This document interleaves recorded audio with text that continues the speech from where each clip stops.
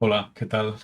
Voy a hacer una reflexión, trataré de que sea concisa, acerca de unas advertencias que hay en el libro de Amós, que es uno de esos libros que la cristiandad lee siempre antes de acostarse. Al revés te lo digo para que me entiendas. Y es curioso porque encuentro advertencias y, y amenazas, si queréis, de parte de Dios a las naciones pervertidas, pero la cantidad de cosas que tiene que echar en cara al pueblo de Israel son mayores todavía. Por ejemplo, el capítulo 1 nos dice, por 3 crímenes de Damasco y aún por 4, esta expresión significa que era algo reiterado y era algo que se repetía muchísimo. Y su crimen, o los crímenes principales, era haber aplastado con trillos de hierro a Gad. O por 3 crímenes de Gaza y aún por 4, por haber deportado en deportación íntegra para entregarlos a Edom. Eh, Cuestiones de naciones, de Siria, etcétera. No entro en detalles. Por 3 crímenes de Tiro y aún por 4 por haberlos entregado en deportación íntegra a Edom. Por 3 crímenes de Edom, ya veis que hay para todos, a pesar de que unos se han herido los unos a los otros mutuamente. Y aún por 4, pues persiguió a espada a su hermano y sofocó en sí todo sentimiento de compasión y conservó su ira para siempre y su saña guardó perpetuamente. Por 3 crímenes de los amonitas y aún por 4 por abrir en canal a las embarazadas de Galaad, a fin de ensanchar sus propias fronteras. Y sigue el capítulo 2 por 3 crímenes de Moab y aún por 4 por haber quemado los huesos del rey de Edom hasta calcinarlos. ¿Veis que se las devuelven unos a otros? Y luego empieza con el pueblo de Dios, por 3 crímenes de Judá y aún por 4 porque han menospreciado la ley de Yahvé y los han descarriado sus mentiras, tras las cuales anduvieron sus padres.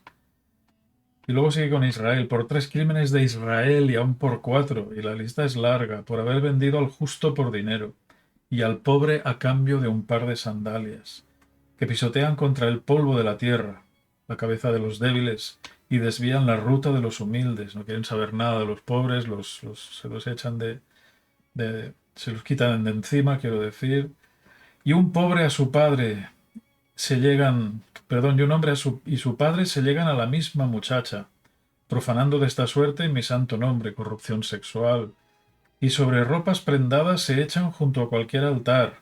Estas dos últimas, las ropas prendadas y el vino de multados, beben en la casa de su Dios, es un abuso a la gente pobre y necesitada. No entro en detalle, pero tenía que ver con esto. Entonces hay unos textos donde se recuerda lo que Dios ha hecho por Israel, por el pueblo hebreo, y dice, pero vosotros habéis hecho beber vino a los nazareos, que eran gente consagrada, y a los profetas habéis dado orden diciendo, no profeticéis. Y bueno, luego los capítulos 3, 4, 5, 6, casi hasta el final, no lees algo que en lo que Dios pueda pues, ejercer su misericordia y establecer una promesa de restauración. Pero me llama la atención que a veces los crímenes peores son los de los hijos de Dios. Seguramente a los que no creen en las iglesias esta reflexión les hará gracia, ¿no? Porque es una realidad. La historia está llena de demostraciones de corrupción de poder cuando la Iglesia y el Estado se confabulan, se unen. Nunca la Iglesia debería optar a este tipo de cosas porque la verdad es que eh, se produce una corrupción y una maldad terrible. Todos tenemos la historia en nuestra memoria y sabemos lo que pasó en la Inquisición, cuando los católicos dominaron, sabemos lo que pasó en el protestantismo, cuando fueron ellos los que dominaron la escena. Al final, la situación es terrible siempre, para cualquier bando, es igual. Alcanzar el poder es complicado. Así que eso es una realidad. ¿Y por qué la Biblia establece esta gravedad respecto a los crímenes de los hijos de Dios? Bueno, no solamente la gravedad, sino eh, la cantidad de cosas. Porque cuando uno tiene un conocimiento, uno es responsable de este conocimiento. Cuando uno sabe que algunas cosas son malas y las hace, la culpa es doble, la gravedad es doble, por decir algo. Igual es más. Cuando una persona es ignorante y comete un error, digamos que hay atenuantes, no es tan grave. El mal siempre es el mal, ¿de acuerdo? No quiero hacerme entender mal, valga la redundancia. Pero, pero bueno, hasta la ley humana es justa con eso. Algo hecho por ignorancia no es lo mismo que hecho con premeditación y alevosía. Hasta las leyes humanas alcanzan a ese punto de justicia. La ley de Dios es mucho mejor. Pero claro, ¿por qué tiene tantas cosas que echar en cara a Dios, a su pueblo?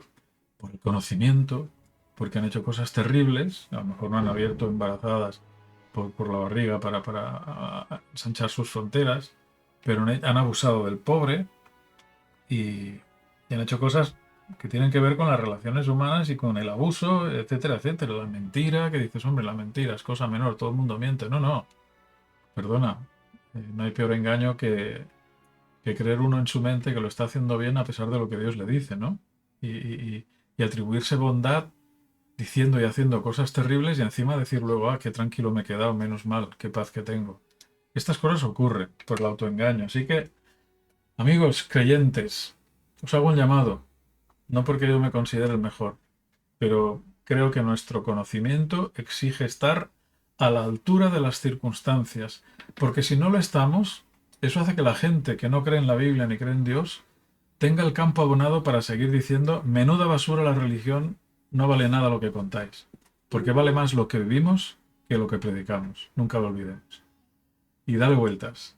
Un abrazo, chao, chao.